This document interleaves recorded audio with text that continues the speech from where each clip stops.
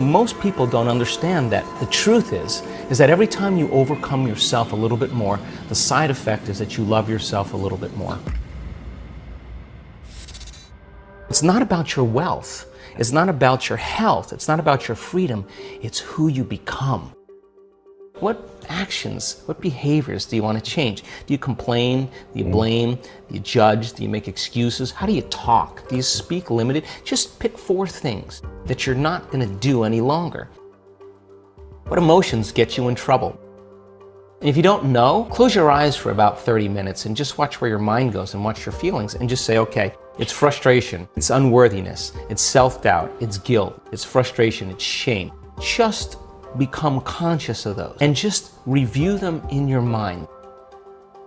You know, people say, oh, well, you shouldn't focus on the negative. Well, really? That's 95% of who you are. And you got to begin to dismantle or denature that old personality. And that means you're going to have to come up against the cravings that the body has emotionally. You know, like it's 8 o'clock in the morning and you're doing your meditation, you're normally in traffic.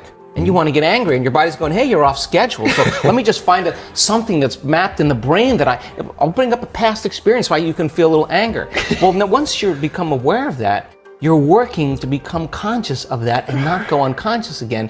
And it takes an incredible amount of awareness. Yes. It takes a great amount of consciousness, and you can't have consciousness without energy. So you got to raise your energy in order to get to it. Otherwise, you're going to be consumed. You're going to return back, right? So if you start becoming familiar, so conscious of those unconscious thoughts, they would never slip by your mind unchecked by you. And the research shows that you can get better at this. You could actually sense the thought before it comes. So then you start firing and wiring new thoughts. You start thinking to yourself, who am I going to be when I open my eyes? Well, how am I going to make a difference in the world today?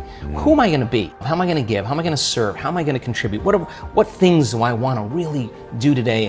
And the act of closing your eyes and just thinking about and rehearsing what you're going to do.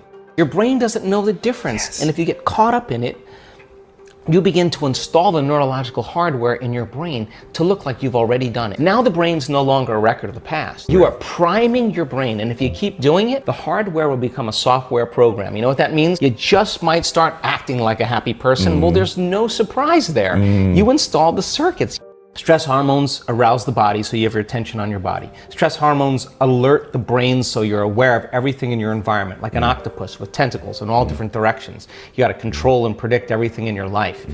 And if you're living by the hormones of stress, you're always investing your attention and energy into the known future based on the past. So you're on a line of time here, in a timeline. So then, let's think about it.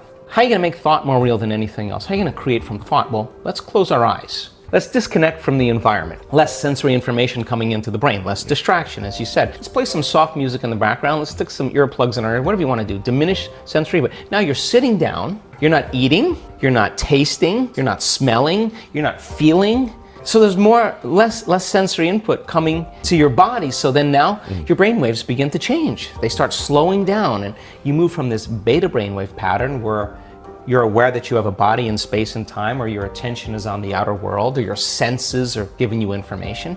Less sensory information. Now your inner world starts becoming more real than the outer world, and you're not the voice in your head that's always talking to you. As your brain waves change, you start seeing in images and pictures and symbols, and less in that vocalization, that sub-vocalization. So your brain waves start changing to alpha. You're going to start creating, start dreaming, pretending.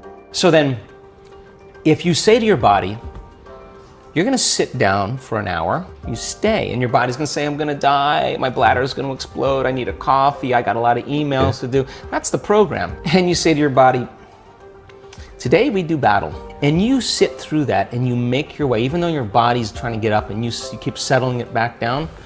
I'm telling you, when you start your day that day, you will be more kind, more loving, less judgmental, more patient, more present, because you're mastering the present moment. That means you're not in the predictable future.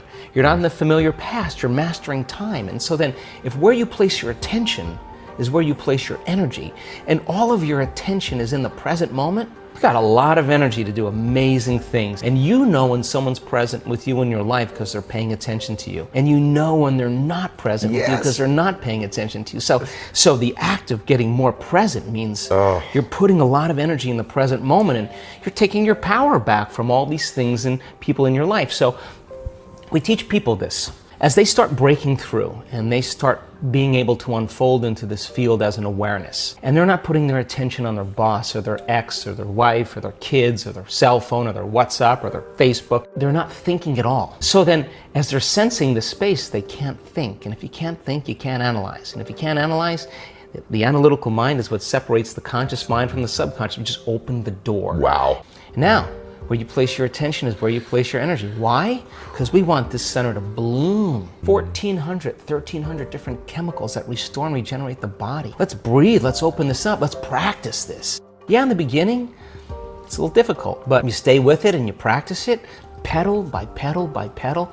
You're placing your attention there, you're putting your own life force. You're turning your love inward, and the body will start responding. And in a week's time, if we're doing that 3 times a day or over and over again, sooner or later that thing's gonna start blooming. And just like when your sexual organs are aroused and they're engorged with blood, this center, when you start feeling love, you make a chemical called oxytocin. Oxytocin signals nitric oxide.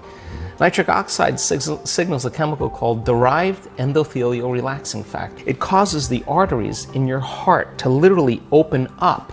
So your heart is going to be filled with blood and oxygen and nutrients. It's physiological. It's going to feel full. And when that happens, you experience a level of love that passes all understanding. Your cup runneth over. Close your eyes. Retreat from your life. Disconnect from your body. Disconnect from your environment. Disconnect from your schedule and just give yourself an hour or 45 minutes or 20 minutes. Because when you invest in yourself, you invest in your future. And when you believe in yourself, you believe in possibilities. And when you believe in possibilities, you believe in yourself. And if you don't believe in possibilities, then you don't believe in yourself. And you don't believe in yourself, you don't believe in possibilities. But if you have a community, a living organism, and every stride you make feeds the living organism. Every stride, every effort you make to connect is amazing, because that which we are seeking is seeking us. And so then when people have that uncompromising will, the same way that they go shopping for a dress or a pair of earrings or go to the gym and work out, with the same intensity, with the same passion, come up against themselves and just say, when the body's giving everything it has, it's when you say, that's all you got?